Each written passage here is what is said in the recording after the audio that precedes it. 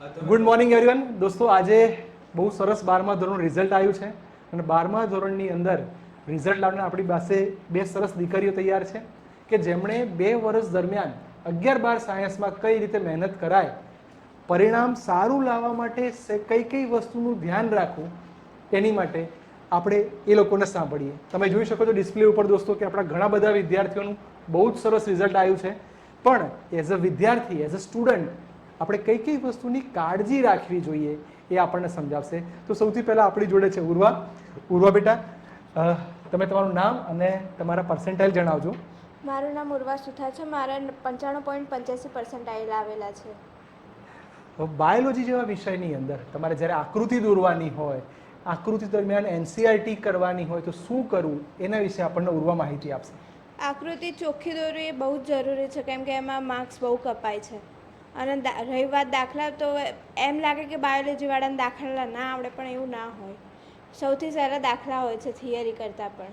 બહુ સરસ વાત કરી કે દાખલાની અંદર તમે માર્ક્સ ખેંચી શકો એમ છો, તો દાખલાના 3 માર્ક્સ હોય તો એનું વેઇટેજ તમે જોવા જાઓ તો કઈ રીતે તમારે ધ્યાન રાખવાનું એ આપણને સમજાવ્યું.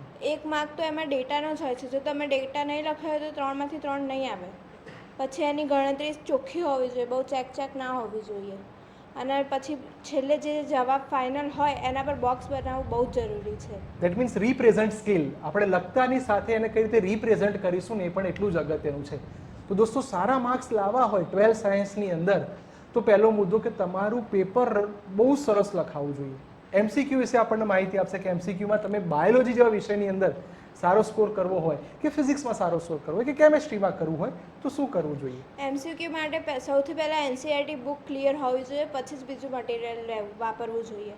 અને ફિઝિક્સ કેમેસ્ટ્રીમાં એમસીક્યુની બહુ અઢળક મહેનત કરવી જોઈએ. તો બહુ સરસ આપણને સમજાયું. આપણી જોડે એક બીજી સ્ટુડન્ટ છે વોરા પ્રાચી, કે જેનું બહુ જ સરસ રિઝલ્ટ આવેલું છે. એ પોતાનું નામ અને પર્સન્ટાઇલ આપણને કહેશે. મારું નામ વોરા પ્રાચી છે અને મારે 98.06% આવ્યા છે.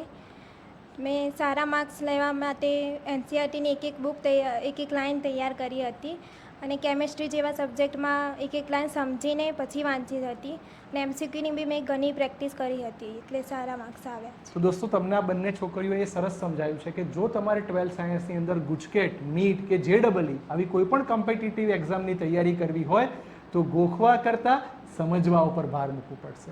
એનસીઆરટીને પ્રોપર તૈયારી કરવી પડશે અને ખાસ દોસ્તો, ગણતરી સાથે એમસીક્યુની પ્રેક્ટિસ કરવી પડશે. ઓકે, હવે આપણે બીજા વિદ્યાર્થીઓને મળીશું.